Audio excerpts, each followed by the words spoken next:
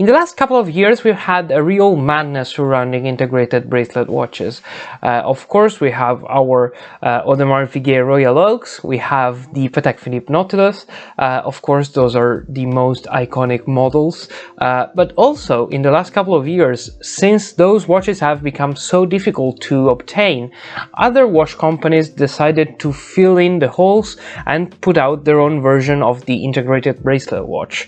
So we had Gerard Perregaux, a lot of luxury Swiss watch companies put out their own version, and since a couple of months ago we didn't really have a cheap version of that, and then Tissot came out with their own PRX, both in quartz and in automatic versions, and that's a great watch, a great bargain. And that one is 600 euros for the automatic version and around 300 euros for the quartz version. That's a great price, but that's not a cheap watch. That's merely a more affordable watch. 300 euros is a lot of money for some people, myself included, so I was after a even more affordable version of an integrated bracelet watch, and I found this one. This one is a Lorus. It's a very interesting watch. It's got a couple of flaws, but it's got a major flaw that really made me doubtful whether to recommend to you this watch, but I guess you'll have to decide for yourself. I'm just gonna be laying out the facts today. So without further ado, let's get right into the review. And as I always like to do, let's start with the positives.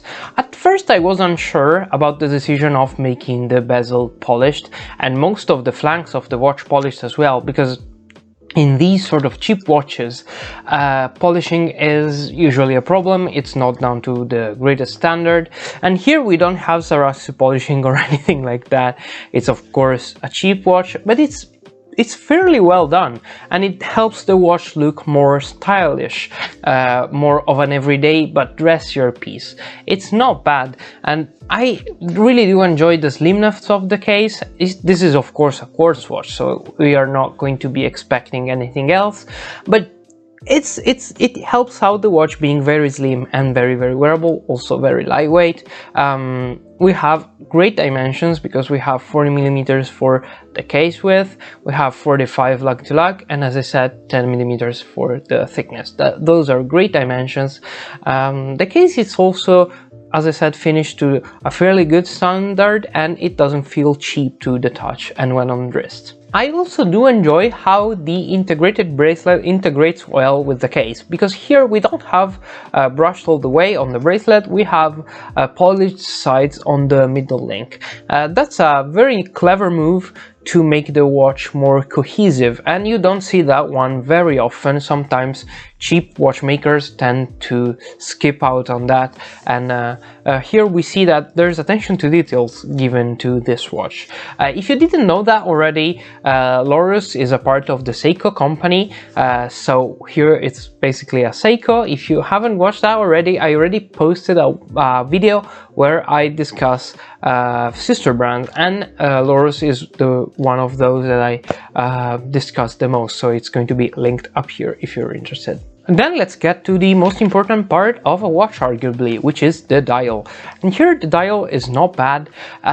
It's got a couple of flaws, and we'll get to that later, but I do enjoy how the thought process went here. We have a deep sunburst blue dial. In this option there's also a black dial option, and some others which are harder to find. The main two are the blue and the black, but here we have these striping on the dial, which is uncommon for this sort of level of watch, and it integrates well with the design. It's pretty 70s if you ask me. We have Lorus with the logo up top, and then water 50-meter resist, which is weird. It's not how it's usually said in watch dials, but that's fine. We also have a date on the dial, which is framed with printing, not with a piece of metal, but that's fine.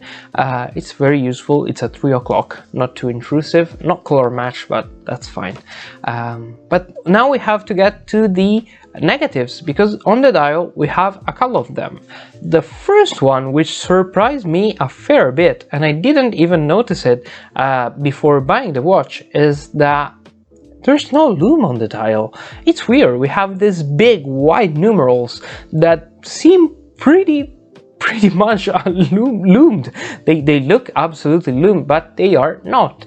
That's very weird. Never seen anything like this. I was sure that there was gonna be loom. It was probably going to be not very good because cheap watches tend to have poor loom. That's fine, I don't care. But if you have these big indices, might as well put loom in there, I guess. It's a weird corner to cut. I have never seen this sort of watch without loom. Also, as I said, with these big white numerals, they seem perfect to be filled with loom, but they're not. The other negative is the legibility here, because the hands are fairly well made, they look good, but they are not easy to read. When in direct light, they're perfectly readable. When the light hits them, that's fine, but when you are in a darker room, first of all, you don't have loom, but second of all, the hands are not as easy to read because they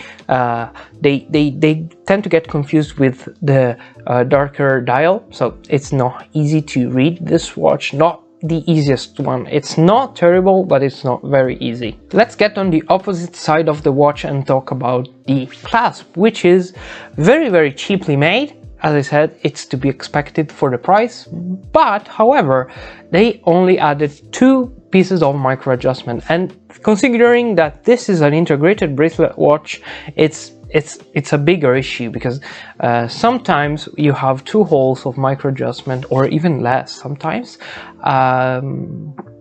meaning no micro adjustment. However, you can change the strap or the bracelet, and that's fine, but here you really cannot, because this is an integrated bracelet watch, so you are stuck with it. I was pretty lucky and I managed to find a good fit for my wrist, but it's not going to happen to everybody. In fact, most people will be unlucky and not be able to sight this watch properly. They will have to wear this one either loose or tight, so that's not ideal. The last negative, it's going to be the biggest one, because here we have a terrible bracelet. It doesn't look terrible, but it feels terrible. The biggest problem is not that it's a hair pincher, it's not the usual issues that you have with cheaper watches and terrible bracelet, it's that it's not flexible at all. So you know when you wear a watch and the bracelet fits your wrist perfectly, because after the case it's done, it goes down this way.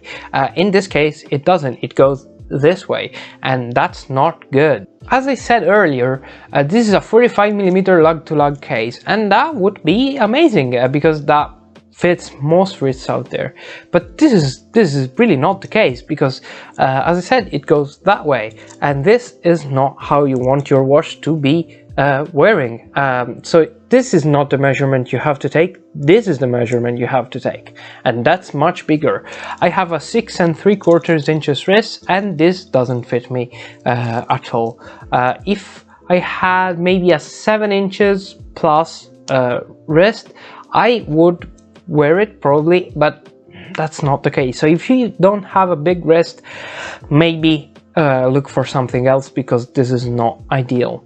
Other than that, it's not a terrible bracelet, but that issue alone makes it not feel very premium. It's not a flexible bracelet. I've seen cheap watches with terrible bracelet that don't look good and don't feel particularly good, like Seiko 5s, but at least those are pretty curved and are pretty flexible. So that's helpful if you want to wear your watch and you have a smaller wrist. If you have a smaller wrist, don't go for this one. Even though it's a 40mm, it doesn't wear nearly like that. And that's a shame, because this watch could have been a great watch. I love Lorus. I have another Lorus, an automatic. Posted a review for that one as well, and I love the watch, and here we have the same attention to detail, as I said, but it's just not enough for me to recommend it to you. If you want, give it a try. Maybe it will work on your wrist, but it's not the only issues, as I said. We have a quartz movement, which is going to be pretty accurate. It's not a terrible everyday style dressier piece, but it lacks some features that will help this one be better. And this issue with the bracelet, it's what killed it for me. So thank you for sticking till the end of this video. If you are not subscribed yet, please do that, because it's going to be very helpful for me. If you liked the video, liked it, and thank you. This has been Watch Art. My name is Simone. I am a 22-year-old Italian broke watch enthusiast.